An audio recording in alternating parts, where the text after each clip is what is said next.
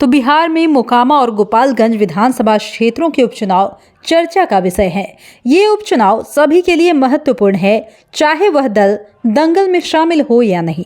इस उपचुनाव में मुख्य प्रतिद्वंदी भारतीय जनता पार्टी और राष्ट्रीय जनता दल है। इनमें एक एक सीट दोनों के पास थी। आखिर इसी स्थिति को दोहराने की तरफ झुकी दिखाई देती है, तो समीकरण कुछ और भी हो सकता है।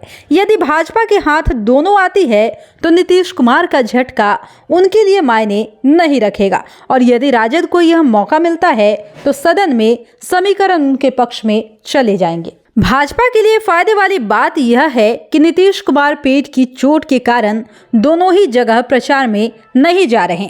भले ही दलों की साख इनसे लगी हो, लेकिन देखा जाए तो मोकामा से अनंत सिंह और गोपालगंज से भाजपा के सुभाष सिंह वर्ष 2005 से ही जीतते आ रहे हैं।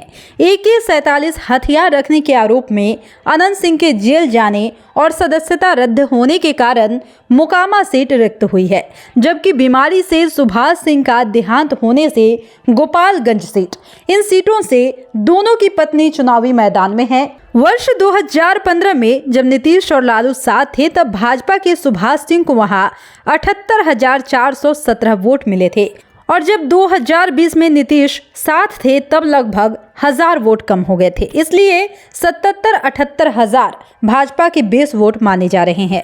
वर्ष 2015 में राजद ने मुस्लिम उम्मीदवार उतारा था और लगभग 3000 से सीट खोई थी। वर्ष 2020 में महागठबंधन की तरफ से यह सीट कांग्रेस के कोटे में गई थी और 36,000 वोट पाकर वह तीसरे स्थान पर रही थी, जबकि दूसरे स्थान पर बसपा के टिकट पर लड़े तेजस्वी के मामा साधु यादव को 41,000 से अधिक वोट मिले थे। माना जा रहा था कि यादवों के वोट राजद के साथ रहने के बाद भी कांग्रेस को न जाकर साधु यादव को गए, क्योंकि वर्ष 2015 में बसपा केवल 3,500 ही वोट पाई थी। लेकिन इस बार तेजस्वी के लिए यह प्रतिष्ठा की लड़ाई है और यादव उन्हें भावी मुख्यमंत्री के रूप में देख रहे हैं।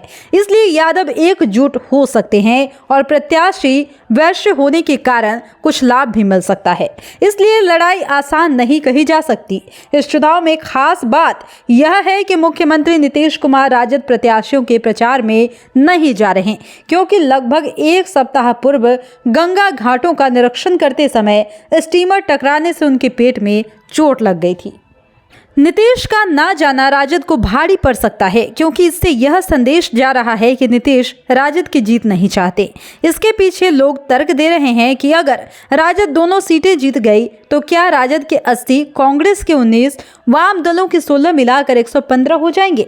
जीतन राम मांझी के 4, AIMIM के 1 व 1 निर्दलीय के सहारे 122 का साधारण बहुमत उसे हासिल हो जाएगा। वैसे भी 243 की विधानसभा में कुढ़नी की सीट अभी रिक्त है।